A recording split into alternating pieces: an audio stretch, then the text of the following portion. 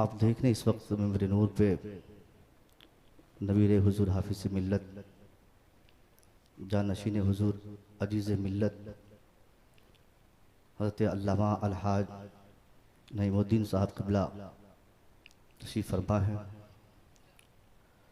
इनके अलावा दिगर उलमा खुतबा शुरा की एक लंबी फहरिस्त है। सब का नाम लेना और तारुफ कराना ये वक्त मुझे इजाज़त नहीं देगा। यूँ समझ लीजिए कि वो शख्सियतें हैं जिनके ताल्लुक़ से सिर्फ इतना कह देना मैं मुनासिब समझूंगा कि अल्लाह के नबी ने इनके हवाले से आज से 1400 साल पहले फरमाया था, इन अहलस समावाति वल अर्द हत्तन नमलत फी जूरहा व हत्तल हुत फिल मा लियसल्लून अला मुअल्लिमिन नासिल खैर। Exactly who lives on the heaven and who lives on the earth, as well as ants from their hole and fish from sea, all of them pray to Allah the Almighty for the pardoning the person who preaches the common man, who teaches the common man। यानी बेशक ज़मीन व आसमान की सारी चीज़ें, यहाँ तक के समंदर से मछलियाँ और सुराखों से चोटियाँ इन हजरात के लिए दुआए मग़फ़िरत क्या करती हैं। आज हिंदुस्तान में ख़ास तौर पे और पूरी दुनिया में आम तौर पे सबके निशाने पर हमारे यही उलमा कराम है।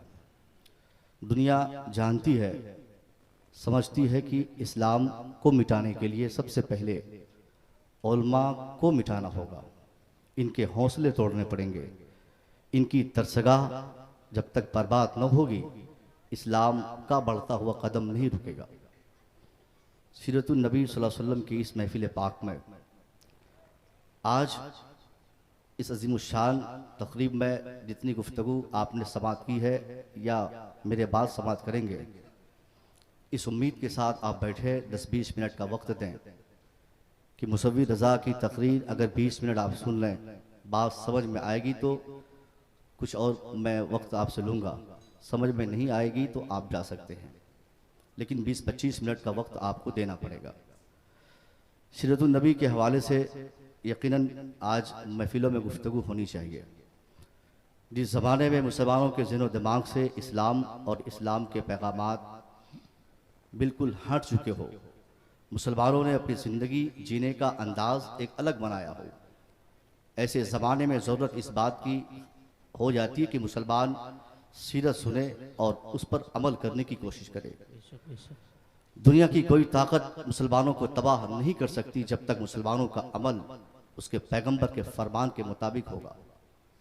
मेरे मुस्तफ़ा की ज़िंदगी 63 साला ज़िंदगी को अगर आप 2 हिस्सों में बांट कर मुताला करें, एक वो 40 साल का वक्त जब आपने किसी को बताया नहीं कि मैं नबी हूँ, खुद अपने करीब से करीब तर रहने वालों को आपने पता तक चलने न दिया कि मैं क्या हूँ और क्यों आया हूँ।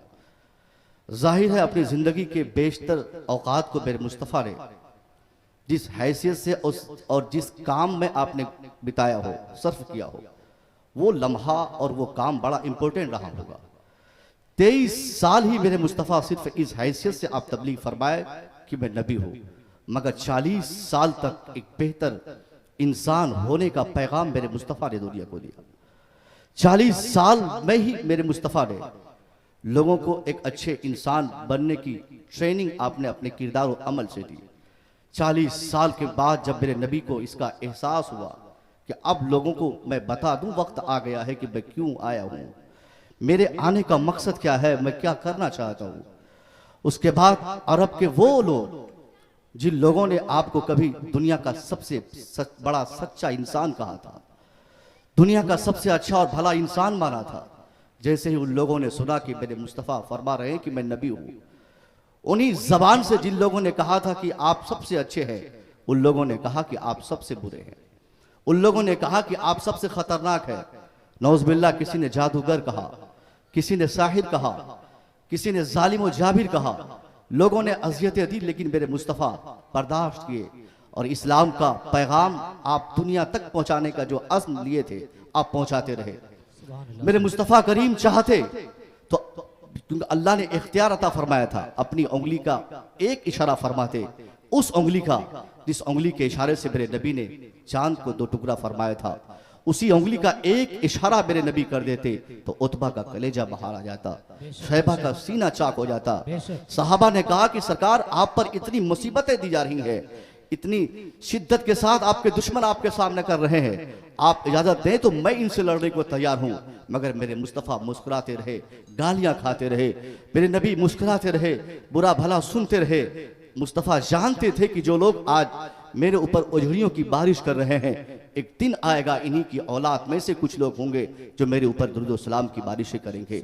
मेरे मुस्तफ़ा जानते थे कि जो लोग मेरे ऊपर तलवार ताने हुए हैं, एक दिन आएगा मेरे नाम पर तलवार खाने को तैयार हो जाएंगे।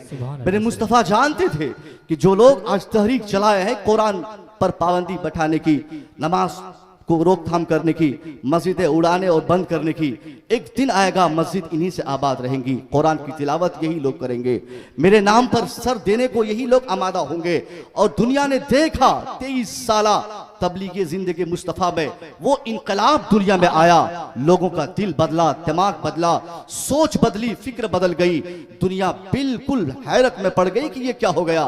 तारीख़ इंसानियत में इतना बड़ा इनकलाब लाने वाला कोई शख्स हो ही नहीं सकता है जो महज 23 साल में 1-2 नहीं बल्कि दुनिया की तकरीबन आधी आबादी की शक्ल आपने बदल दी, आपने इनकलाब लाया। उन लोगों के दिलों में माओ की मोहब्बत बिठाया, उन लड़कों के दिलों में जिन लोगों ने अपनी माओ को औकास के मेले में 900 दिरहम में बेचा था।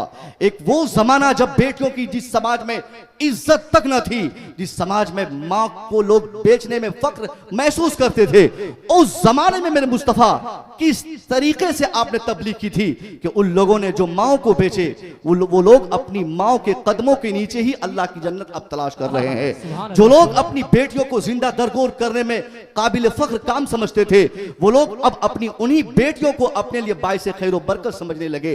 जिन लोगों ने बीवियों के रहने का इंतजाम अस्तबल में किया था, वो लोग अब अपनी बीवियों से मोहब्बत करते नजर आ रहे हैं। यानी मेरे पैगंबर की जिंदगी में सिर्फ फरमान नहीं है, आज के नेताओं को अगर आप देखें, आज वोट लेना रहता है इसलिए बेटियों को बचाने की बात की जाती है, लोगों का सपोर्ट लेना रहता है, चाहे वो नेता आपके लखनऊ का हो या हमारे दिल्ली का हो। दुनिया में जहां की बात की जाए, हर जगह का नेता ये समझ चुका है, अगर कुर्सी के इस्तेहकाम, अगर उनको चाहिए कुर्सी मजबूत करना हो तो वो जानते हैं कि कुर्सी तब मेरी मजबूत होगी जब इस्लाम के पैगंबर के फरमान को मैं अपने माइक के जरिए लोगों के बीच रखूंगा।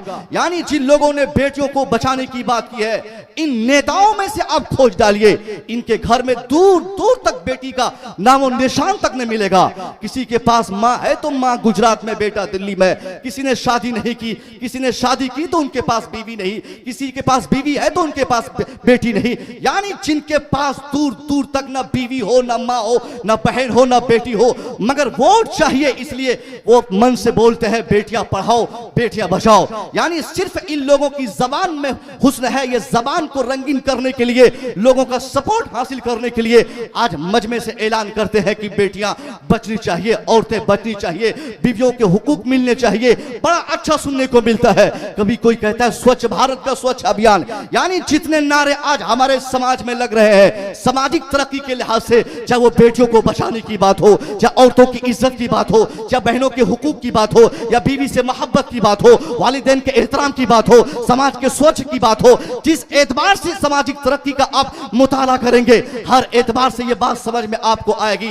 इन नेताओं की सिर्फ जबान में ये सब जुमले हैं या नैरेटिव है जो स्टेज से बोला जाता है। अमली एतबार से अगर इनकी जिंदगी का मुताला किया जाए, न स्वच्छता इनकी जिंदगी में, न अच्छी फिक्र इनकी जिंदगी में, न बेटियों की इज्जत इनकी जिंदगी में। मगर मुस्तफा करीम दुनिया के वो वाहिद इनकलाब बर्पा करने वाले पैगंबर है, मेरे नबी वो वाहिद इंसान है जिन्होंने सिर्फ पैगाम नहीं दिया है बल्कि मेरे मुस्तफा ने अमल करके भी दुनिया को दिखा दिया। मेरे मुस्तफा ने सबसे पहले स्वच्छता के अभियान का आगाज भी फरमाया और समाज को अमली एतबार से स्वच्छ करके भी मेरे नबी ने दिखा दिया। बेटियों को बचाने की बात 1400 साल पहले मेरे मुस्तफा ने फरमाई, अमली एतबार से बेटियों को बचाकर भी मेरे नबी ने दुनिया को दिखा दिया। माओ से मोहब्बत, बीवियों से मोहब्बत की बात भी आपने फरमाई और अमली एतबार से दुनिया को बीवी से, मां से मोहब्बत के आदाब क्या होते हैं ये करके भी आपने दिखा दिया। यानी वो मेरे मुस्तफा है, दुनिया के वो बड़े मसीहा जिन्होंने ऐसा कदम उठाया, इस एतबार से दुनिया को हसीन करने की आपने कोशिश की। आज दुनिया का नेता जब लगता है उनको कि हम अपनी आबादी कैसे संभालें, आप जिस राज्य में रहते हैं आपके बगल पड़ोस में क्या बोलते हैं कि बिहार है, बिहार का मुख्यमंत्री नीतीश कुमार है। आज से 7-8 साल पहले जब बिहार में बढ़ते क्राइम को उसने देखा, चोरी चपाटी को देखा, गुंडागिर्दी को देखा, उसके बाद वो गुंडागिर्दी को रोकने के लिए उसने सोचा कौन सी तरकीब अपनाई जाए। फौरन उसका दिमाग फैसला किया, ये क्राइम क्यों बढ़ रहे हैं, ये चोरी क्यों बढ़ रही है, ये जुल्म ज्यादती क्यों बढ़ रहे हैं, ये कत्ल क़िताल रुक क्यों नहीं रहा है। अब उसको रोकने के लिए उसने एक तरकीब अपनाई जो पैगंबर इस्लाम ने आज से 1400 साल पहले अच्छे समाज के लिए आपने निर्माण किया था। उस योजना का आगाज बिहार का मुखिया नीतीश कुमार कर रहा है। नीतीश ने कहा पूर्ण शराबबंदी हो जाए, बिहार में न शराबी देखे जाए, न शराब की भट्टी देखी जाए। यानी ऐसी ऐसी पाबंदी लाई कि अगर कोई शराब पीता मिल जाएगा 3 साल की सजा, कई हजार जुर्माने उनको देने पड़ेंगे। यानी ऐसा शिद्दत के साथ, इस सख्ती के साथ कानून नाफिज करके बिहार को रंगीन करने की कोशिश की गई। अब बिहार जब तरक्की करने लगा, एक मां पुकार उठी कि मेरे बेटे को नीतीश ने शराब पीने से बचा लिया। बहन पुकार उठी, मेरे भाई को नीतीश कुमार ने शराबी बनने से बचा लिया। Thank you Nitish ji. सब लोग शुक्रिया अदा करने लगे। उसकी होड़ में मुसलमान बच्चे, मुसलमान बचिया, मुसलमान बूढ़े सब लोग बोलने लगे नीतीश न होता तो बिहार बर्बाद होता, नीतीश न होता तो बिहार तबाह होता, नीतीश न होता तो कत्ल क़िताल यहाँ आम हो जाते, नीतीश न होता तो खून रेज़ियाँ आम हो जाती। यानी आज हिंदू हो, मुसलमान हो, सिख हो, ईसाई हो, सबकी जबान पर नीतीश कुमार के तारीफ के कलमे नजर आ रहे हैं। सब लोग इस तमाम चीज का क्रेडिट उनके ऊपर ढल रहा है कि वाह नीतीश कुमार, वाह नीतीश बाबू, आपने शराबबंदी कर दी। मगर मैं कहना चाहूंगा ये जो नीतीश कुमार शराबबंदी की बात कर रहा है, इन्होंने जो शराबबंदी की है, अगर वाकई शराब की खराबी का सही इल्म इनके ज़हन दिमाग में आज से 7 साल पहले होता तो बिहार का सबसे बड़ा शराबी नीतीश का बेटा ना होता। नीतीश का बेटा सबसे बड़ा शराबी, नीतीश का बेटा सबसे बड़ा गैंडी, नीतीश का बेटा सबसे बड़ा भांग पीने वाला। यानी नीतीश अगर शराब की खराबी को सही तरीके से पहले ही भांप लेता तो उसका बच्चा शराबी न होता, उसका भाई शराबी न होता, उसके मंत्री शराबी न होते, उसके समाज के दिगर अफराद जो उसके अंडर पलते और पढ़ते हो वो लोग शराबी न हो पाते। मगर नीतीश का ये जुमला नहीं है। नीतीश ने पैगंबर इस्लाम से मुस्तार लिया है। उसको पता चल गया है समाज की तरक्की चाहिए तो इस्लाम के पैगंबर के नैरेटिव को समाज में नाफिज करना पड़ेगा। इस्लाम के पैगंबर ने समाज के सुधार के लिए जिन जिन पैगामात को आम फरमाया था उन तमाम पैगामात पे अमल करके ही दुनिया और समाज को शांत किया जा सकता है। इसलिए मैं कहना चाहूंगा आज दुनिया का चाहे जो मुल्क हो, हमारा मुल्क हो या हमारे मुल्क से बाहर की बात की जाए, दुनिया का हर नेता ये जान चुका है अगर हमको अपनी कुर्सी बचानी है तो इस्लाम के पैगंबर के कलमे को अपनी जबान पे लाकर लोगों के बीच आना होगा। तब लोग समझेंगे कि बेटियां मुझसे बचेंगी, बीवियां मुझसे बचेंगी। मगर क्या कहा जाए, हम मुसलमान हैं जिनके लिए सबसे पहले जरूरी यह है कि वो अपने पैगंबर के फरमान को पढ़े, उसके बाद उस पर अमल करे, अमल से दुनिया को अमल की दावत दे। हमारे गैर मुस्लिम भाई को अरबी पढ़ना आती नहीं है, अगर उनमें से कुछ लोग जानते भी हैं तो वो कुरान क्यों पढ़ेंगे, वो हदीस क्यों पढ़ेंगे। अगर वो इस्लाम समझना चाहेंगे तो मेरे और आपकी तरह मुसलमानों को देखकर इस्लाम समझेंगे। वो देखना चाहेंगे कि उनकी सोसाइटी में जो मुसलमान है, जो अकरम भाई हैं, जो असलम भाई हैं, जो फिरोज भाई हैं, फला अंसारी हैं, फला शेख साहब हैं, फला सैयद साहब हैं, उनको देखकर हमारे गैर मुस्लिम भाई इस्लाम समझना चाहेंगे। उनको किताब पढ़ने की फुर्सत नहीं, वो कुरान पढ़कर इस्लाम का भी समझने की कोशिश नहीं करेंगे। इसलिए अब बेहतर यह है मुसलमान कसम खा के बाहर निकले कि हम मुस्तफा करीम के किरदार पे अमल करके दुनिया को अमल की दावत देंगे। मुसलमान कसम खा ले कि हमारी जिंदगी का एक एक हिस्सा मुस्तफा करीम की सुन्नतों के मुताबिक, उनकी जिंदगी के मुताबिक गुजरेगा। जब हम नबी की जिंदगी को अपनी जिंदगी में डालेंगे तब जाकर हम दुनिया को अमल से दुनिया को इस्लाम की दावत देंगे, वरना वो दिन दूर नहीं है। आज से 100 साल तकरीबन पहले हिंदुस्तान से तकरीबन 7,500 किलोमीटर दूर लंदन की सरजमीन पर एक योजना के तहत लोगों ने सोचा था कि मुसलमान को कैसे बर्बाद किया जाए। हर रोज मुसलमानों की तादाद बढ़ रही है। आज कोई बड़ा प्रोफेसर कलमा पढ़ रहा है, कोई बड़ा इंजीनियर कलमा पढ़ रहा है, कहीं कोई डॉक्टर कलमा पढ़ रहा है। बढ़ती तादाद को देखने के बाद घबराए हुए लोगों ने कहा इस्लाम का बढ़ता हुआ कदम कैसे रोका जाए, मुसलमानों की तरक्की कैसे रोकी जाए। मुसलमान उरूज पे पहुंच रहे हैं, इनका कदम कैसे रोका जाए, कैसे इनकी खानका बंद हो, कैसे इनके मदारिस बंद हो, कैसे इनके उलमा तरक्की करना बंद करे। तब उन लोगों ने गौर किया, एक रास्ता निकाला कि मुसलमान तब तक तरक्की करते रहेंगे जब तक मुसलमानों का अमल कुरान और हदीस पे होता रहेगा। जब तक मुसलमान अपने उलमा को अपना रहबर समझेंगे तब तक मुसलमान तरक्की करेंगे। यानी दुश्मनों को पता चल चुका है इस्लाम तब तक तरक्की करेगा, इस्लाम की तरक्की तब तक होते रहेगी जब तक मुसलमान अपने रहनुमा अपने उलमा की इज्जत करते रहेंगे, जब तक कुरान के फरमान पे अमल करेंगे, हदीस मुस्तफा के मुताबिक जिंदगी गुजारेंगे। दुश्मन ने कहा अब मुसलमानों की तरक्की, इस्लाम की तरक्की कैसे रोकी जाए, कैसे मुसलमानों का बढ़ता हुआ कदम रुक जाए, इस्लाम की बढ़ती तादाद कैसे कंट्रोल की जा सके। चुनांचे इनकी खानकाहों पे हमला हो, उलमा पे हमला हो, मदारिस पे हमला हो, खानकाहों पे हमला हो, उलमा को सताया जाए। उन लोगों ने रास्ता निकाला कि जिस तरीके से भी हो मुसलमान कुरान के अमल से हट जाए, उनकी जिंदगी आजादाना हो जाए। मुसलमानों की बच्चियां हो या बच्चे हो एक अलग स्टैंड बनाकर अपनी जिंदगी गुजारने में अपने लिए बहादुरी समझे। चुनांचे उन्होंने रास्ता बनाया, हमारे घरों में टीवी का कल्चर दिया, हमारे घरों में मोबाइल का कल्चर दिया, ताकि मुसलमानों की बच्चियां, मुसलमानों के बच्चे, मुसलमानों के बुजुर्गों को ज्यादातर औकात टीवियों में मोबाइल से लगे रहे, ताकि उनके पास टाइम रहेगा नहीं। वो कैसे कुरान की तिलावत करेंगे, वो कैसे मुस्तफा के फरमान को पढ़ेंगे। जब मुसलमान नबी के फरमान पढ़ेंगे नहीं तो फिर अमल कहां से करेंगे। यानी आज से 100 साल पहले हमारी बर्बादी के लिए, हमारी खानका की बर्बादी के लिए, मदारिस की तबाही के लिए, हमको बर्बाद करने के लिए हमारे दुश्मनों ने जो रास्ता अपनाया था उन रास्ते पर वो लोग अमल नहीं कर रहे हैं। उन्होंने तहरीक चला दी, उन्होंने योजना बना दिया, मगर हम और आपकी तरह मुसलमान उनके योजना पर धड़ल्ले से अमल किए जा रहे हैं। कौन मुसलमान ऐसा है जिनके औकात ज्यादातर फजुलियात में न गुजरते हो, जो लघवियात में न गुजारते हो, जो टीवी और मोबाइल से न लपत हो। मुसलमान का बच्चा जिनके हाथ में किताबें होनी चाहिए मगर एंड्रॉइड सेट है, बाप सेट है, बेटा के हाथ में मोबाइल पकड़ा दिया है। अब बाप के पास लूम मशीन बहुत ज्यादा है, बाप 1 लाख 2 लाख 5 लाख 10 लाख महीना कमाता है। अब बेटी के हाथ में 50,000 का मोबाइल, बेटे के हाथ में 50,000 का मोबाइल। अब वो मुसलमान जो अपने बेटे को इंजीनियर बनाना चाहता है और वक्त से पहले ही बेटे के हाथ में 50,000 का मोबाइल पकड़ा दे, वो मुसलमान सोचेगा मेरा बेटा इंजीनियर बन जाएगा,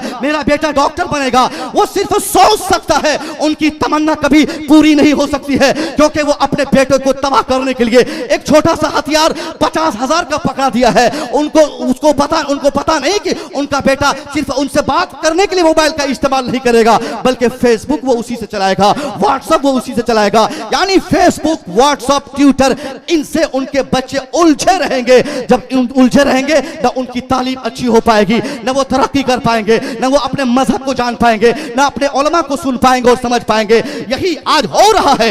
मुसलमानों का बच्चा एक अलग जिंदगी के आगोश में आ चुका है। उनको उलमा की ताज़ीम की कोई फिक्र नहीं है, उनको उलमा की मजलिस की कोई फिक्र नहीं है। मदरसे के उलमा, खानकाहों से पीरान सब लोग चीख कर थक चुके हैं हमें सुधारने के लिए, मगर हम हैं, आप हैं कि मानने को तैयार नहीं है। हम अपनी अलग रंगीन जिंदगी जीना चाहते हैं। मौलाना भौंकते रहे उससे क्या पता, फीस साहब बोलते रहे उनसे क्या फर्क पड़ने वाला। हम तो जिएंगे अपनी जिंदगी। अब नतीजा क्या निकलता है, 8 साल की बच्चियां, नकाब पोछ है मगर 8 साल की बच्चियां, उनके हाथ में एंड्रॉइड सेट है। बाप सऊदीया में रहता है, बाप दुबई में रहता है, बाप ओमान में रह रहा है, बाप दोहार कतर में रहता है। बाप सोचता है मैं वहां से बेटी को फोन करूंगा, बेटी कैसी हो, बेटी बोलेगी अब्बा हुजूर में खैरियत से हो। बाप अपनी बेटी की खैरियत पूछने के लिए, बेटी की खैरियत जानने के लिए अपनी जिन बेटियों के हाथ में मोबाइल पकड़ाया है, उसे पता नहीं वो ट्यूशन पढ़ने जाएगी उसी मोबाइल के साथ, वो स्कूल जाएगी उसी मोबाइल के साथ, कॉलेज जाएगी उसी मोबाइल के साथ। यानी 8 क्लास 10 क्लास में पढ़ने वाली बच्चों के हाथ में जो मोबाइल है, वो मोबाइल के इस्तेमाल से वक्त रहते वो 2 4 10 20 फ्रेंड्स पाल लेंगी, उसमें से नन मुस्लिम मुस्लिम कोई भी हो सकता है। अब उन फ्रेंड से चैटिंग में उनका टाइम बीतेगा, वो हमारी बच्चियां कुरान पढ़ेंगी नहीं। यही वजह है आज हर तरह हम समाज में मेहनत कर रहे हैं। आज इतना बड़ा जलसा सजा है, दुआ आखिर में दुआ होगी, दुआ में सब लोग रो रो कर दुआ करेंगे, हमारे नईम मिल्लत साहब दुआ करेंगे, हमारे ये उलमा दुआ करेंगे कि हजरत ये हमारे इस इलाके में बरकत दे दे, या अल्लाह यहाँ के मुसलमानों की कमाई में बरकत दे दे। मैं आपसे पूछना चाहता हूँ, कोई पीर आ जाए वहां जाकर आप बोलते पीर साहब दुआ कीजिए मेरे लिए, अल्लाह कमाई में बरकत दे दे। सरकार हुजूर हाफिज मिल्लत के मज़ार अक़दस पे आप जाते हैं, वहां भी लूम में बढ़ोतरी की दुआ मांगते हैं, पैसे की बरकत की दुआ मांगते हैं, यानी दुआएं मुसलमान करते रहते हैं। हाफिज जी हो, मौलाना साहब हो, आलिम साहब हो, मुफ्ती साहब हो, पीर साहब हो, कोई साहब आ जाए उनकी खैरियत हम बाद में पूछते हैं, पहले अपनी खैरियत के लिए दुआएं करते हैं। मगर मैं आपसे पूछना चाहता हूं, क्या कभी बरकत साहब से मुलाकात आपकी हुई है क्या? आदमी सिर्फ दुआ करवाता है, पीर आ जाए, पीर का पीर आ जाए, 50,000 पीर हमारे लिए दुआ करे, क्या फर्क पड़ने वाला है? इसलिए आज हमारे उलमा की दुआ हमारे हक में कबूल नहीं होती। गलती हमारे उलमा की नहीं, गलती इनके अमल की नहीं, गलती हमारे अमल से है। हम इतने बदकिरदार हो गए हैं, हमारी बदकिरदारी बदतमीजी की वजह से अल्लाह इन मुकद्दस उलमा की दुआ भी हमारे हक में कबूल नहीं फरमा रहा है। इसलिए कि औरियानियत हमारे समाज में आम है, हम अपनी बेटियों को संभालते नहीं, बच्चों को संभालते नहीं। एक बाप जिम्मेदार है, वो बाप अपनी बेटी से पूछे, जवान बेटे से पूछे, 8 बजे रात में तुम घर आ रहे हो, 10 बजे रात में आ रहे हो, तूने 2 घंटे कहां बिताए? यानी यहाँ बाप पूछेगा कैसे? बाप खुद अलग रंगीनी मना रहा है, बाप कोई अलग जिंदगी गुजार रहा है, तो जाहिर है बेटा और बेटी तो अलग जिंदगी में मस्त रहेंगे ही। इसलिए अच्छा समाज ऐसे नहीं बन सकता है। नबी करीम ने किसी जमाने में कहा था, जिस समाज की बच्चों के सर से दुपट्टे हट जाए, उनके बाल में से कुछ भी अगर दूसरों की निगाहों की जीनत बन जाए, तो अल्लाह उस समाज से दुआ की बरकतों को उठा लेता है। वहां अल्लाह दुआ कबूल नहीं फरमाता है, वहां के लोग सर पटक पटक के दुआ करेंगे, दुआएं मरदूद कर दी जाएंगी, चेहरे पे मार दी जाएंगी, क्योंकि उरियानियत हमारे समाज में है, झूठ हमारे समाज में है, फितना और फसाद हमारे समाज में है। हम इसलिए आज दुनिया भर में जलील हो रहे हैं, क्योंकि हमने उलमा का कहना माना नहीं, हमने अपने मुस्तफा की सीरत पे अमल नहीं किया। सिर्फ कहने को हम मुसलमान हैं, चेहरे पे दाढ़ी है, हम अपने घर में कुरान रखते हैं, जुम्मे की नमाज पढ़ते हैं, यानी नमाज जुम्मे की पढ़ना, ईदेन पढ़ना, बस खतना करा देना, शादी के मौके से नई में मिल्लत को बुलाकर निकाह पढ़वा देना, बस इतना ही मुसलमान बनने के लिए हमने काफी समझा है। लेकिन नहीं, मुसलमान बनने के लिए आप आज के डेट में यह काफी नहीं रहा। जिस जमाने में दुनिया का हर इंसान हमारा मुखालिफ हो चुका हो,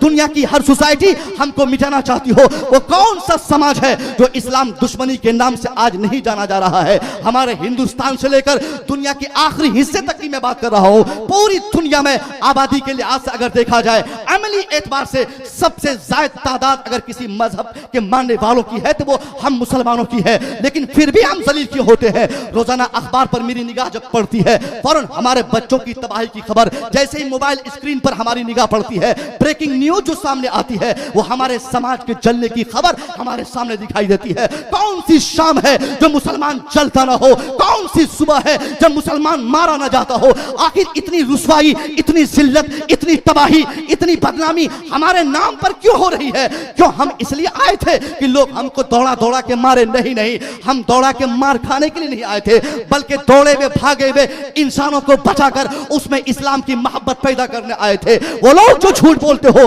उनको सीधे रास्ते पे लाना हमारा काम था, वो लोग जो जुल्म और ज़्यादती फैलाते हो उनको सिराते मुस्तकीम पे लाना हमारा काम था। मगर सारी दुनिया चाहती है इस्लाम मिटाया जाए, मुसलमान मिटाया जाए, मुसलमानों का कुरान मिट जाए, मदारिस मिट जाए, खानका मिट जाए। मुसलमान है कि इनको पता नहीं, इनको तो बिरयानी से फुर्सत मिलेगी तब ना ये इन बातों पे ध्यान देंगे। इनको तो मालूम है तबाही आएगी तो अशरफिया वाले समझेंगे, नई में मिल्लत संभालेंगे, मुफ्ती निजामुद्दीन संभालेंगे, अल्लामा बद्र आलम संभालेंगे। यानी आज हम मुसलमान अपनी सारी जिम्मेदारी इन उलमा पे थोप दिए, बस हमारा कोई काम नहीं, हम ये समझकर घर पे पुलाव बिरयानी का मजा लेते हैं। नहीं, वक्त आएगा एक दिन ऐसा भी, अगर हम ऐसे ही बेहोश पड़े रहे, हमारा वजूद धरती से मिटाया जाएगा, फिर हमको पता चलेगा कि हमारी औकात क्या है। अभी हमारे पास टाइम की कमी है, हम अपनी गलतियों से तौबा करें, अपने रूठे रब को मनाएं, अपने हबीब के फरमान के मुताबिक जिंदगी गुजारे।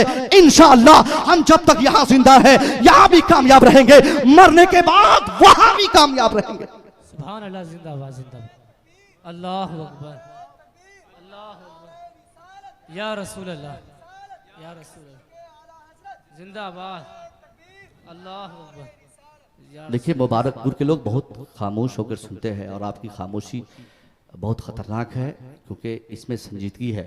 अब ये खामोशी किस करवट आपको बदल देगी अल्लाह जाने, चूँकि ऐसे माहौल में बहुत कम ही हम जैसे ख़तीबों को बोलने का मौका मिलता है। हिंदुस्तान के दीगर माहौल में, ऐसे माहौल में मैं तकरीर करता हूँ जहाँ पर 10-10, 20-20, 25-25, 50-50 नारे लगते हैं।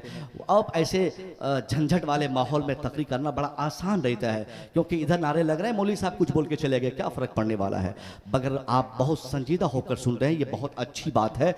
इसलिए संजीदा है कि आपके ज़हन दिमाग में, मुझे ये उम्मीद है, मुझे ऐसा लग रहा है कि आपके ज़हन दिमाग में मेरी एक एक बात बिल्कुल इंटर की जा रही है। आप समझने की कोशिश कर रहे हैं कि हम आज कहाँ खड़े हैं, हमको कहाँ खड़ा होना चाहिए था।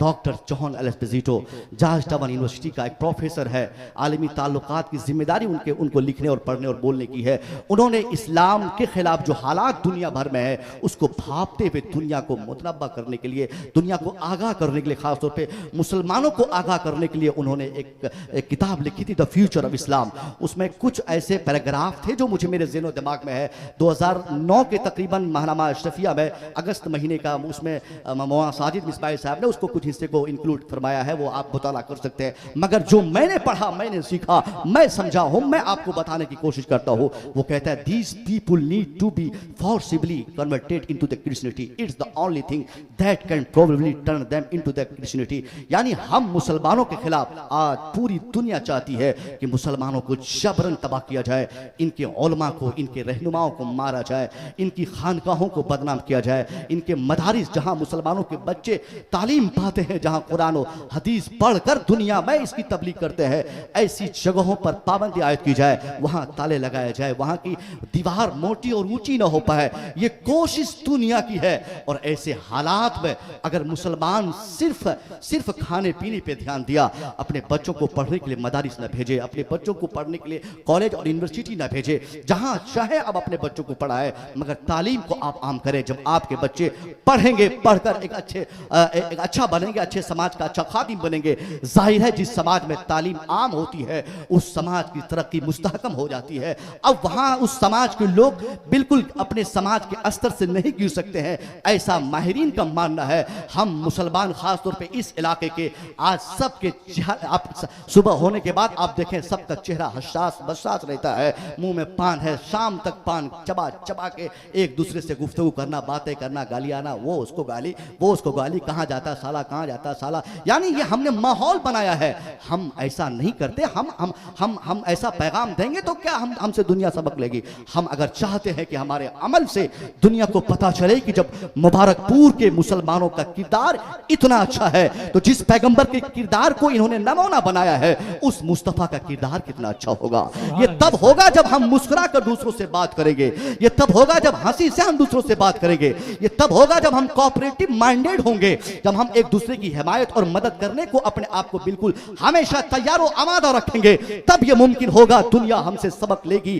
तब ये मुमकिन होगा जब हम अपने वालिदैन की इज्जत करेंगे, अपनी बीवी से मोहब्बत करेंगे। बीवी से मोहब्बत की बात आ गई, वालिदैन से प्यार की बात आ गई।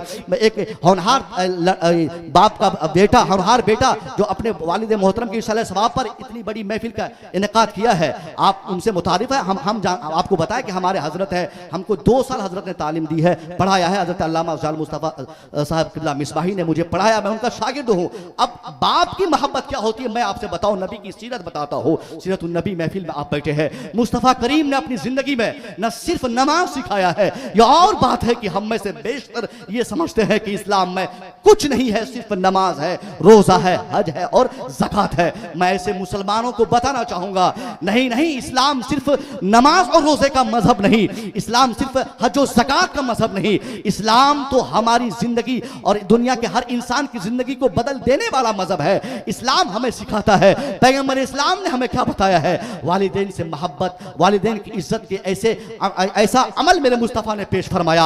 आप मस्जिद नबवी में दाखिल हुए नमाज पढ़ाने के लिए, जैसे आप दाखिल होते हैं, मेरे नबी को देखकर तमाम सहाबा खड़े हो गए। मुस्तफ़ा करीम फरमाते हैं कि आप लोग क्यों खड़े हुए, बैठ जाइए। आपने बैठने का इशारा फरमाया, खुद जाकर मसल्ले इमामत पर बैठे हैं। कुछ देर के बाद ज़ारो कतार मुस्तफ़ा रो रहे हैं। सहाबा अर्ज़ करते हैं सरकार आप नमाज पढ़ाने आए हैं, मसल्ले इमामत पर आप बैठे हैं, सरकार ये तो रोने की वजह, अब मैं जान सकता हूँ कि रोने की वजह क्या है, ये रोने का मकाम तो है नहीं, आप रो क्यों रहे हैं। मुस्तफ़ा फरमाते हैं कि काश मेरे वालिदैन आज बाहर जिंदा होते, मैं पाता उनमें से चाहे बाप होते या मेरी माँ होती, कोई एक होते और मेरी माँ खास तौर पे मुझे बुलाती, वो अना फी सलातिल इशा, और मैं नमाज इशा में होता, वो क़रअतु फ़ीहा बिफ़ातिहतिल किताब, और नमाज इशा में ऐसे पीरियड में मेरी माँ मुझे याद करती जब मैं नमाज इशा में सूरह फातिहा की तिलावत कर रहा होता, मेरी माँ किसी जरूरत के तहत मुझे बुलाती तो मैं नमाज तोड़ के माँ की मोहब्बत पे हाजिर होता। ये मुस्तफ़ा का पैगाम है।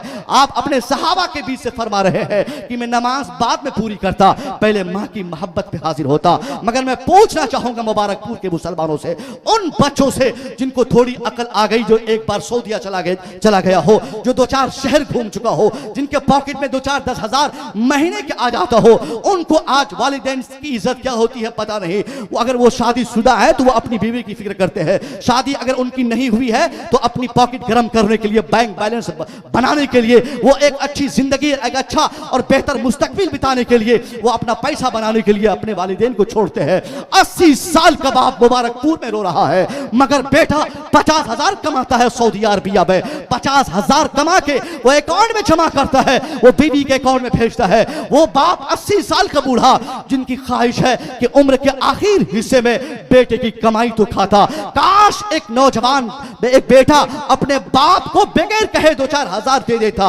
वो बाप जो कमर के दर्द से परेशान है, जो घुटने के दर्द से परेशान है, वो बाप जो जिनको चश्मे की जरूरत है, बाप बोल नहीं सकता है कि बेटा पैसा भेज दो, और बेटा देता नहीं बगैर बाप के बोले। ऐसा माहौल हो चुका है। बेटा अय्याशी करता है दिल्ली में, बेटा अय्याशी करता है मुंबई में, बेटा अय्याशी करता है पंजाब और हरियाणा में, मगर बाप यहाँ है बेचारा खटिया लिया हुआ है, वो अपने कमर के दर्द से परेशान है। मैं पूछना चाहूंगा वो बेटा कैसे कामयाब होगा जो दिल्ली, मुंबई, कलकत्ता, हरियाणा, पंजाब या दोहा, सऊदी अरबिया कहीं जाकर 25 नहीं 50,000 कमाता हो। उसका बूढ़ा बाप अगर मुबारकपुर में 1 रुपये के टेबलेट की जरूरत के लिए वो बैठा हुआ हो, उस बेटे की कमाई में कभी बरकत न होगी।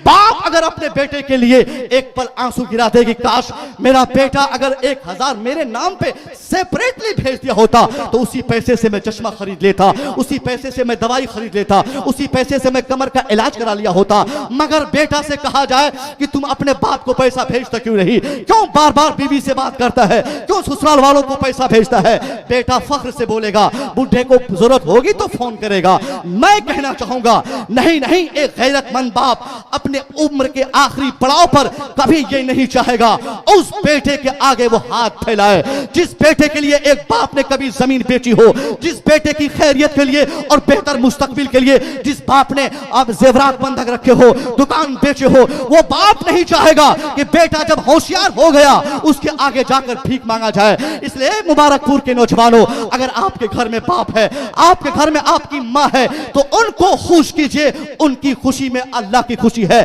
जिस घर में जिन बच्चों के वालिदैन उनसे खुश नहीं, वो 50,000 नहीं 50 लाख कमाएगा, हमेशा परेशान रहेगा मोदी की तरह, कभी पैसा बंद करेगा, कभी सड़क बंद करेगा, कभी नोट बंद करेगा, कभी एनआरसी लाएगा, यानी दिमाग में बुखलाहट आएगी, जो चाहेगा वो अनाप शनाप काम करता रहेगा। यानी माँ बाप का जो बच्चा सेवक और खादिम रहता है उनका दिमाग शांत रहता है।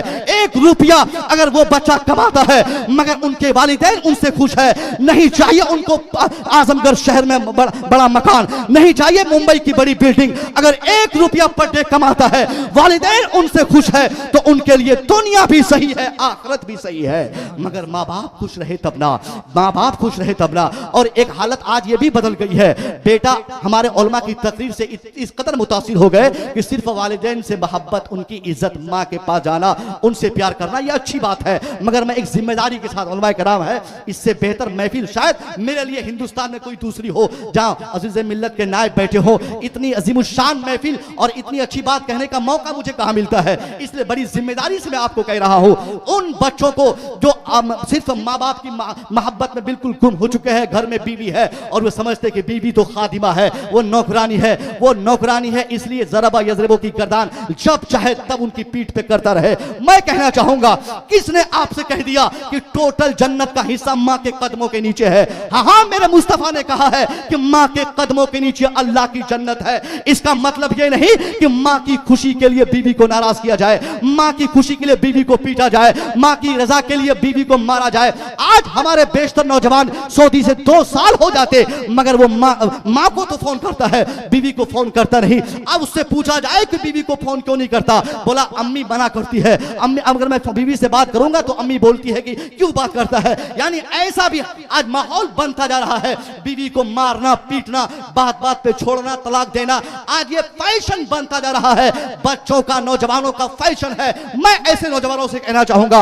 आप मुसलमान हो, जिस पैगंबर के आप नाम लेते हो, उस पैगंबर की जिंदगी शायद आपको मालूम नहीं। मेरे मुस्तफा ने अपनी जिंदगी में जहां फरमाया था कि माँ के कदमों के नीचे जन्नत है, उस पैगंबर इंसानियत ने अमल से दुनिया को बीवी से मोहब्बत के आदाब भी बताए थे, बीवी से मोहब्बत के आदाब बताए हैं। मेरे मुस्तफा एक बार हजरत सैयदा आयशा से फरमाते हैं, सैयदा आयशा पानी पी रही है, आप फरमाते हैं आयशा पानी पी रही हो? कहा हाँ पानी पी रही हो। कहा आधा पानी ही पीना, आधा गिलास पानी आयशा मेरे लिए छोड़ देना, मुझे भी प्यास का एहसास है। सैयदा आयशा आधा गिलास पानी पीती, आधा बचे हुए गिलास पानी को नबी की बारगाह में पेश करती है। सरकार पानी को गिलास समेत हाथ में लिए, मुंह के करीब ले गए, फिर छोड़ दिए, फिर मुंह के करीब ले गए, फिर छोड़ दिए, फिर करीब ले गए, फिर छोड़ दिए। सैयदा आयशा अर्ज करती, सरकार आपने प्यास का एहसास फरमाया, बचा हुआ पानी मैंने आपको बढ़ा दिया, गिलास में पानी है, पानी भी साफ है, गिलास भी साफ है, गिलास आपके हाथ में है, सरकार आप पीते क्यों नहीं है?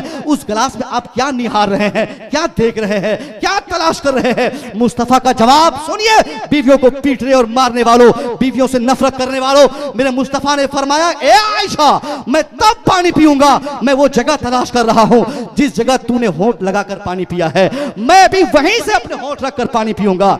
ये मुस्तफा की जिंदगी है, मुस्तफा की सीरत का हिस्सा है। मेरे नबी ने ऐसी मोहब्बत का तरीका हम मुसलमानों को बीवी से बताया है कि हम भी अपनी बीवी से बेतहाशा मोहब्बत करें। जब तक बीवी खुश नहीं रहेगी तब तक घर में बहारें नहीं आ सकती, जब तक हमारी बीवी हमसे खुश नहीं रहेगी अल्लाह की जन्नत हम कैसे ले सकते हैं? माँ भी राजी हो, बीवी भी राजी हो, बहन भी राजी हो, बेटी भी राजी हो। अच्छे समाज की यही निशानी है कि उस समाज में औरतों की किस तरीके से इज्जत हो रही है, चाहे वो औरत बीवी की सूरत में हो, बेटी की सूरत में हो, बहन की सूरत में हो। मेरे मुस्तफा ने बेटी के ताल्लुक से इतना जबरदस्त स्टेप उठाया था, दुनिया का सबसे बड़ा इनकलाब बाबा करने वाले मेरे मुस्तफा ने क्या कहा उस जमाने में जबकि लोगों ने बेटियों को जिंदा दरगोर किया था। चंद बातें मेरे जहन में आ गई, मैं पहुंचा रहा हूं। मेरे मुस्तफा ऐसे माहौल में आपने फरमाया बेटियां बचनी चाहिए, औरतों को इज्जत मिलनी चाहिए। आज लोग एक दूसरे से पूछते हैं कि बेटियों को इज्जत देने की बात सबसे पहले किसने की? मैं कहना चाहूंगा गांधी हमारे हिंदुस्तान के बहुत बड़े रहनुमा हैं, लेकिन हिंदुस्तान के हैं। दुनिया का एक बड़ा रहनुमा आइंस्टाइन गुजरा है, दुनिया का एक रहनुमा अरस्तु गुजरा है, यानी जो जो जहां के रहनुमा थे उनकी रहनुमाई सिर्फ एक फील्ड, एक फैकल्टी, एक मैदान तक उनकी रहनुमाई महदूद थी। मगर मेरे मुस्तफा की रहनुमाई इंसान के लिए सर से पांव तक की रहनुमाई है। एक आदमी बीवी से कैसे मोहब्बत करे, बेटी से कैसे मोहब्बत करे, माँ से कैसे मोहब्बत करे, बेटी की इज्जत कैसे करे, बेवाओं की इज्जत कैसे करे। मेरे मुस्तफा करीम ने ऐसे माहौल में औरतों की इज्जत की आवाज बुलंद फरमाई थी जिस मुआशरे में दूर दूर तक बेटियों और बहनों की इज्जत की बात तक करने वाले कोई नहीं थे। मेरे मुस्तफा 25 साल की उम्र में, आज हम नौजवानों में से किसी से कहा जाए कि 25 साल के अब हो चुके हो, एक बुढ़िया 45 साल की तेरे समाज में बेवा है, तुम शादी कर लो। हुजूर अजीज मिल्लत के साहिबजादे फरमाएंगे, हुजूर नईम मिल्लत फरमाएंगे, बेटा तुम शादी कर लो, 25 साल तेरी उम्र हो गई है, अब शादी कर लो। खुदसट बेटा हमारे समाज का, खुदसट 25 साल में कौन आज ये काला से काला लड़का भी हसास रहता है, उनके चेहरे पे मतानत और संजीदगी रहती है, ब्लड सर्कुलेशन ज्यादा रहता है, इसलिए काले लोग भी 25 साल में खूबसूरत दिखते हैं। सो ये जो खुदसट होते हैं, खुदसट का मतलब बदसूरत ही ले लीजिए, बदसूरत लोग भी अपने आप को बहुत स्टैंडर्ड समझते हैं। उस 25 साल के लड़के से कोई कहे कि तुम शादी कर लो किसी बेवा से, बड़ा अच्छा रहेगा, अल्लाह की जन्नत तुझे मिलेगी। वो कहेगा ए मौलवी साहब अपना मशवरा अपनी पॉकेट में रखो, धीरे से अपना घर जाओ, 25 साल में हम जवानी तबाह करेंगे क्या? आपका दिमाग खराब है? 25 साल में किसी बुढ़िया से किसी बेवा से निकाह करके अपनी जवानी खराब करनी है क्या? लेकिन नहीं नहीं, मेरे मुस्तफ़ा ने 25 साल की उम्र शरीफ में, अल्लाह समद 25 साल की उम्र में मेरे मुस्तफ़ा कितने खूबसूरत रहे होंगे।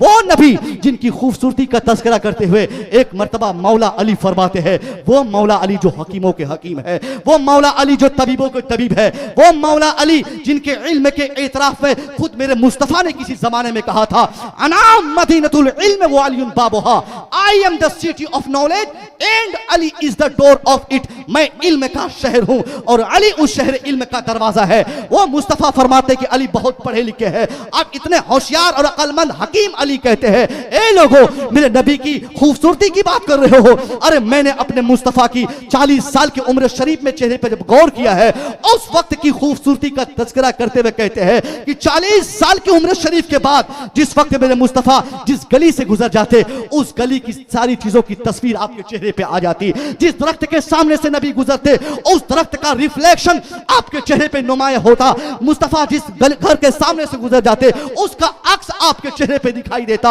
यानी मेरे मुस्तफ़ा 40 साल की उम्र शरीफ में जब इतना खूबसूरत थे, तो वो नबी 25 साल में कितने खूबसूरत रहे होंगे, कितने स्टैंडर्ड रहे होंगे। 25 साल की उम्र शरीफ में 40 साल की एक बार की विधवा नहीं, बल्कि 3 टाइम्स विधवा खातून से निकाह करके आपने दुनिया को पैगाम दिया कि आप दुनिया में कोई विधवा और बेवा को बेइज्जत नहीं करेगा, कोई औरतों को जलील नहीं समझेगा, क्योंकि औरतों को इज्जत के मकाम पे बिठाने के लिए इस्लाम और इस्लाम के पैगंबर आ चुके हैं। मुबारकपुर वालों, नबी की सीरत सुनो, समझो। वैसे ही हम और आप बर्बादी के दहाने पे खड़े हो, और सारी दुनिया हमको तब तबाह करेगी, वो अपने मिशन में दुनिया कामयाब होगी जब हम मुस्तफ़ा की सीरत से बिल्कुल अलग हो जाएंगे। खुदा के वास्ते अपने समाज में ऐसी तहरीक चलाई जाए। समाज में चूंकि आज से 100 साल पहले कई कई नारे लगे, किसी ने कहा मुसलमानों को बर्बाद किया जाए, किसी ने कहा 2050 आने से पहले पहले दुनिया भर से इस्लाम और मुसलमानों का खात्मा कर देंगे। तो हमारे हिंदुस्तान से भी एक कमलेश तिवारी नाम का बोला कि मैं 25 आते आते हिंदुस्तान से मुस्लिम मुक्त हिंदुस्तान में बनाऊंगा, यहां से एक एक मुसलमान को निकाल के बाहर करूंगा। यह और बात है कि 2025 का चेहरा बेचारा नहीं देख पाया, मगर नारा और नैरेटिव अपने समाज में उसने देकर हमारे हिंदुस्तान जैसे अजीज मुल्क के माहौल को खराब करने की उसने कोशिश की थी। यानी अमेरिका का हमारा सालिम कहता है 2050 आते आते दुनिया भर से, चाहे वो अमेरिका हो, न्यूजीलैंड हो, बर्तानिया हो, अफगानिस्तान हो, दुनिया की जो सोसाइटी हो, हर सोसाइटी से इस्लाम को, मुसलमान को हम भगाएंगे। उन लोगों ने तहरीक चलाई हमको भगाने के लिए, हमको मिटाने के लिए, हमको बर्बाद करने के लिए, हमारी खानकाहों को मिटाने के लिए, मदारिस को मिटाने के लिए। हिंदुस्तान का पागल बोला हम 25 तक मिटा देंगे। अब ऐसे माहौल में जब पूरी दुनिया चाहती हो कि कोई कहता हो कि मैं 25 तक मिटाऊंगा, कोई कहता हो मैं 35 तक मिटाऊंगा, कोई कहता हो मैं 50 तक मिटाऊंगा, यानी जिस माहौल में लोग चाहते हो अल्टीमेटम देकर, एक टाइम देकर कहते हो कि हम 25 तक, 50 तक, 35 तक मुसलमान और इस्लाम का खात्मा चाहते हैं, ऐसे माहौल में मुसलमानों की जिम्मेदारी कुछ ज्यादा ही बढ़ जाती है। अब मुसलमान बिरयानी छोड़ दे, एक ऐसा अमल इख्तियार करे जब दुश्मन तहरीक छेड़ दे, मुसलमान भी तहरीक चलाए, बच्चे बच्चे तहरीक चलाए, हर एक आदमी अपने अंदर कसम खाकर ये तय कर ले हम जिएंगे तो मुस्तफा के कानून के आधार पे जिएंगे। हमारी जिंदगी का एक एक हिस्सा कानून मुस्तफा के आधार पे गुजरता रहेगा, यानी हम जिंदगी गुजारते रहेंगे मुस्तफा के कानून के आधार पे। एक मुसलमान ये अहद कर ले कि हम अपनी बच्चियों को पर्दे का पैगाम देंगे। हम उन दुश्मनों से ताकत से नहीं लड़ सकते, हम अपने किरदार से लड़ सकते हैं, अपने ईमान को मजबूत करके लड़ सकते हैं। जिस माहौल में हमको बदकिरदार बनाने के लिए लोगों ने तहरीक चलाई हो, उसी माहौल में हम अपने किरदार से तहरीक चलाकर एक जोरदार तमाचा रशीद करें अपने दुश्मनों के चेहरे पर। ए जालिमो, अगर तूने 2050 का टारगेट हमको उखाड़ने के लिए दिया है, तो हम भी अपने को गाड़ने का टारगेट दे रहे हैं। हम भी 50 का टारगेट देते हैं। तूने टारगेट दिया है कि पूरी दुनिया से इस्लाम और मुसलमान का खात्मा करेंगे, हम भी एक तारीख चलाते हैं 2050 आने से पहले पहले पूरी दुनिया में इस्लाम फैला के रहेंगे। माशाअल्लाह, सुभान अल्लाह, जिंदाबाद यानी हम जिंदाबाद। कैरेक्टर से, हम अपने किरदार से, जिंदाबाद। हम अपने अमल से, आज वैसे ही पागल लोग आते रहते हैं, कोई इस्लाम मिटाने की बात करता है, उससे कोई जरूरत हमको टेंशन लेने की नहीं, कोई कुरान मिटाने की बात करता है, हम कुरान पे अमल करें ना यार, वो खुद जलील हो जाएगा। हम कुरान के फरमान पे अमल करें, एक कुरान क्या मिटाएगा। मुसलमान कसम खाए घर घर में हाफिज कुरान तैयार कर दे, कोई मिटाने वाला तैयार नहीं होगा। मुसलमान जब अपने बच्चों को हाफिज कुरान बनाएगा नहीं, तो वो जाहिर सी बात है हमारे दुश्मनों को चांस मिलेगा, मौका मिलेगा, वो कुरान मिटाने की बात करेगा। आज से 150 साल पहले नेपोलियन नामी एक बहुत बड़ा बादशाह फ्रांस का, उसने भी ऐसी कोशिश की थी कुरान मिटा दिया जाए, कुरान का कानून मिटा दिया जाए, इस्लाम मिटा दिया जाए। कई साल तक दुनिया का पढ़ा लिखा जबरदस्त ताकत का मालिक बादशाह नेपोलियन है। नेपोलियन हमारे बादशाह की तरह ये जाहिल नहीं है कि अनाप शनाप कानून नाफिज करता रहेगा। नेपोलियन एक समझदार 50 से 60 हजार फौज के दस्ते का अकेला मालिक बादशाह का नाम नेपोलियन है। कई साल तक सोचता रहा, कुरान मिटाने की बात करता रहा, अपनों में बोलता रहा। अचानक एक दिन रात को समझ में बात आई, क्यों ना कुरान मिटाने से पहले एक बार कुरान पढ़ लिया जाए, कुरान देख लिया जाए, कुरान का स्टडी किया जाए, कुरान कहता क्या है, कुरान बताता क्या है, कुरान देता क्या है, कुरान बांटता क्या है। इस इरादे से उसने रात के अंधेरे में वो अपने मुताले के मेज पर कुरान पाक की चंद नुस्खे इंग्लिश अनुवाद के मंगा कर रखा है। अब वो स्टडी करना शुरू किया, 2-4 सफात पढ़ा ही था, दिल की दुनिया चेंज हो जाती है। नेपोलियन जो अभी से कुछ साल पहले तक उनकी कोशिश थी कि कुरान मिटा दिया जाए, कुरान के कानून पे लोग अमल ना करें, मगर अब वही नेपोलियन अपना स्टेटमेंट देते हुए हम जैसे मुसलमानों को समझाना चाहता है। नेपोलियन कहता है, I hope the time is not far off when I shall be able to unite all the wise and educated men from all countries of the world to establish a uniform based on the principles of Quran, which alone are true, which alone can lead man peace and prosperity. अल्लाहु समद। यानी हम मुसलमान मुर्गा और पुलाव के चक्कर में पड़ गए, मगर नेपोलियन कुरान पढ़कर कुरान की सच्चाई का इल्म हासिल करते हुए दुनिया को आगाह किया। ए दुनिया वालों, आई hope the time is not far of, मेरी आशा है, मेरी तमन्ना है, बहुत जल्द ऐसा भी वक्त आने वाला है, when I shall be able to unite all the wise and educated men from all countries of the world. वो कहता है, मेरी आशा क्या है कि बहुत जल्द मैं दुनिया के तमाम पढ़े लिखों को, जुमलों पे गौर कीजिएगा, तमाम पढ़े लिखों को एक प्लेटफॉर्म पे ले आओ। पढ़े लिखे नेताओं को, जाहिलों की बात तो वो पहले ही नहीं किया है। यहाँ जाहिल नेता बनेंगे तब ना अनाप शनाप कानून लाता है। हम जाहिलों को वोट करते हैं तब ना वो अनाप शनाप बोलता है, बकते रहता है। उनको पता नहीं वो पैसा जो समाज के चलन में आता हो उसी को बंद कर दे, उसे पता नहीं कौन रहेगा कौन जाएगा, बस कानून नाफिज करना चाहिए, बस कपड़ा बदल के कभी दाढ़ी बढ़ा के। यानी ये इनकी फितरत है। इनको समझाते हुए ऐसे नेताओं से बचने का पैगाम भी वो अपने जुमलों में दे रहा है। वो कहता, I hope the time is not far off when I shall be able to unite all the wise and educated men from all countries of the world. वो कहता है दुनिया के तमाम ममालिक से सिलेक्टेड पढ़े लिखे लोगों को लेकर एक छत के नीचे में आ जाऊं। अल्लाह समद। पढ़े लिखों को लेकर दुनिया का बड़ा बादशाह नेपोलियन, जो अभी इस्लाम मिटाना चाह रहा था, अभी कुरान मिटाना चाह रहा था, दुनिया की शांति की फिक्र इनके दिमाग में आती है। नेपोलियन देखता है दुनिया की तबाही को अपनी निगाहों से। दुनिया जल रही है, नेपोलियन महसूस कर रहा है। नेपोलियन सोचता है इस जलती हुई दुनिया को जलने से कैसे बचाया जाए, ये मरती हुई दुनिया को मरने से कैसे बचाया जाए, ये तबाहकुन दुनिया को तबाही से कैसे बचाया जाए। नेपोलियन एक रास्ता तलाश करना चाह रहा है, उस रास्ते पर दुनिया के तमाम पढ़े लिखे लोगों को लाना चाहता है। नेपोलियन देखता है आज पूरी दुनिया में झगड़े हो रहे हैं। नेपोलियन अपने दिमाग से सोचता है दुनिया का हर इंसान आज झगड़े में मुब्तला है। बाप बेटे में नफरत, बेटी और मां में झगड़े, भाई भाई में लड़ाई, यानी घर के अंदर की बात की जाए या घर के बाहर की बात की जाए, हर जगह झगड़े और लड़ाई होती है। अब मुबारकपुर वालों के सामने खैराबाद वाले आ जाए, मुबारकपुर वाले मोच में घी लगाकर वो ताव देंगे कि बात तेरे पास क्या है, एक छोटा सा मदरसा, मेरे पास तो यूनिवर्सिटी है। यानी मुबारकपुर की तो अलग शान है माशाअल्लाह। पूरी दुनिया में मुबारकपुर लूम की वजह से जाना नहीं जाता है, पूरी दुनिया में मुबारकपुर की इज्जत अलजामियतुल अशरफिया से हो रही है। मुबारकपुर वालों, आप क्या हो आपको पता नहीं, आप क्या हो आप बाहर जब जाओगे तब आपको पता चलेगा कि आप क्या हो। यहां आप दिन भर पान खा के घूमते रहते हैं, इसलिए आपको अपनी हैसियत का अंदाजा नहीं। ये मुसव्विर जो बोल रहा है इसमें भी आपकी कुव्वत है, आपकी दाल रोटी की ताकत है। ये मत समझिएगा कि आपके पैसे बिल्कुल बेकार जाते हैं। आपने मेहनत की, पैसा दिया, इमारत बनाई, असातिज़ा रखे, मदरसा बनाया, हुजूर हाफिज़ मिल्लत का साथ आपके बाप दादाओं ने दिया। आज उसका रिजल्ट मुसव्विर जैसे एक अदना तालिब इल्म की हैसियत से आपके सामने खड़ा है और बोल रहा है। आप अंदाजा फरमाए कि आपके जामिया का जब एक मामूली तालिब इल्म इस तरह का बोलता है, बोल सकता है और ज़हन रखता है, तो आप समझिए कि जो आपके जामिया से एक नंबर पे फारिग होंगे वो किस तरह क़यामत ठाते होंगे, वो किस तरह तबलीग करते होंगे। मसले के आला हजरत के सच्चे सिपह सालार आपके ही जामिया से निकलते हैं। मसले के आला हजरत का झंडा यहीं से वो बुलंद होता है और क़यामत तक होता रहेगा। चाहे कोई नारा लगाए, कोई इल्जाम लगाए, उससे हम लोगों को, हम मिसबाइयों को क्या फर्क पड़ने वाला। हमारे हुजूर ने तो फरमा दिया, काम करोगे नाम होगा, टेंशन मत लो। इसलिए हम लोग काम किए जा रहे हैं, इंशाअल्लाह नाम हो ही जाएगा। बाद में काम करेंगे तो नाम होता जाएगा। इसलिए जो एतराज़ात हो रहे हैं उस पे हम लोग कान नहीं धरते। मेरी बात ज़्यादा तवील हो रही, मैं अर्ज कर रहा था। नेपोलियन कहता है आज पूरी दुनिया में झगड़े हो रहे हैं, बाप बेटे में लड़ाई, माँ बहन में नफरत, एक गांव वाला दूसरे गांव वाले से चिढ़ता और जलता और नफरत करता है। एक राज्य वाले के सामने दूसरा राज्य वाला आ जाए, यानी मुंबई अगर बिहारी और यूपी वाला चले जाए तो महाराष्ट्र में लोग बोलते हैं बिहारी आ गया, उत्तर प्रदेश आ गया, मारो इसको, भगाओ इसको यहाँ से। यानी हम पूरी दुनिया की अगर बात करें, राज्य के एतबार से, मुल्क के एतबार से, समाज के एतबार से नफरत लोगों के ज़हन और दिमाग में भर चुकी है।